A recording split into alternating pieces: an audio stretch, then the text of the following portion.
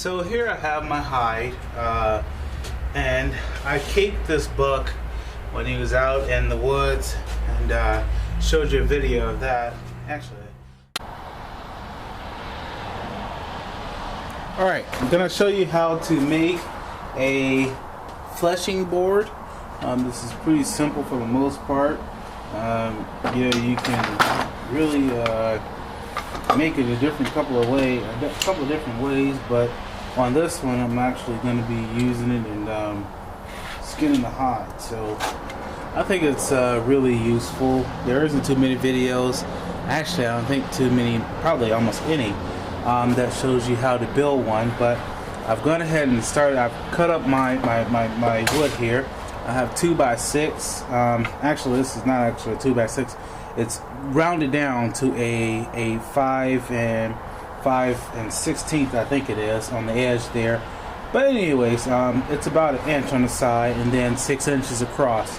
And I'm gonna cut it to where it's like an angle, and you'll have like a fleshing board so you can trim down your hides and things like that for tanning. So I'm gonna go ahead right now and work on this corner. I changed my marks a bunch of times just so I can get it how I wanted it, but I'm gonna go ahead and cut down the edge here now to make my make the actual trimming edge here, the fleshing edge. So So I have my rough edges cut here, and I'm just going to go ahead and shave out the edges.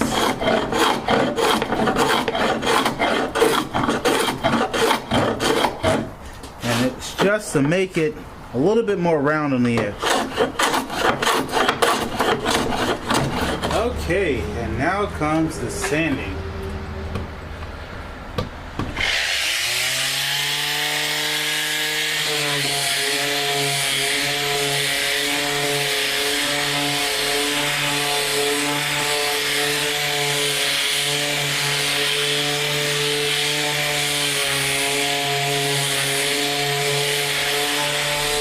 So at this point, you need to figure out what angle you would like your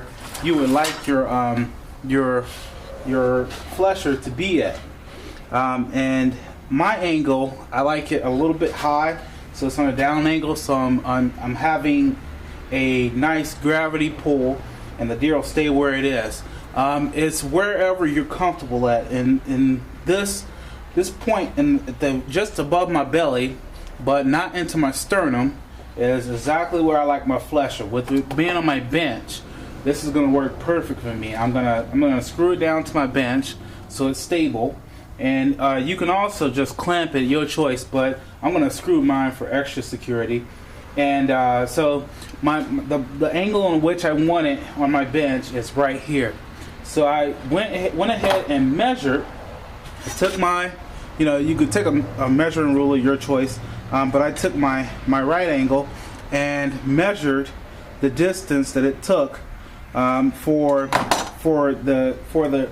have me at the right angle, and then I transferred that to the same 2x6 piece and cut that in there. And then I cut my angle, which you could take an angle finder and put it in there and actually find the right angle that you need to cut for your supporting beam, and then you can cut that and fit it in and get your angle where you need to. Now, if you choose to change the angle at which your board is, you can actually just take it out, remove it, and slide your angle support in a little bit more, and that'll raise it to wherever you want. And then you can just put a swivel, a hinge right there in the inside, and that works out great. That way you can take this out, fold it up, and it'll store into a cabinet nice and neat. But I'm going to go ahead and make mine a fixed angle, so I know I can just go ahead and throw it in like the attic or something like that to store it away. Alright, so here's the finished product. As you can see, I countersunk my screws that screw down into my supporting board.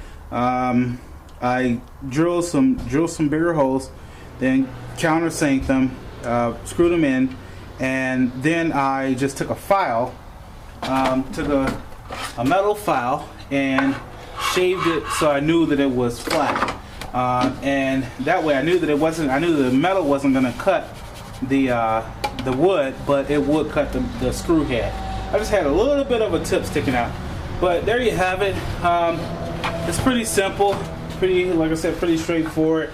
It'll just give me that nice edge. And one other tip I'm going to throw into there, you'll see me using this in the video. I have a machete.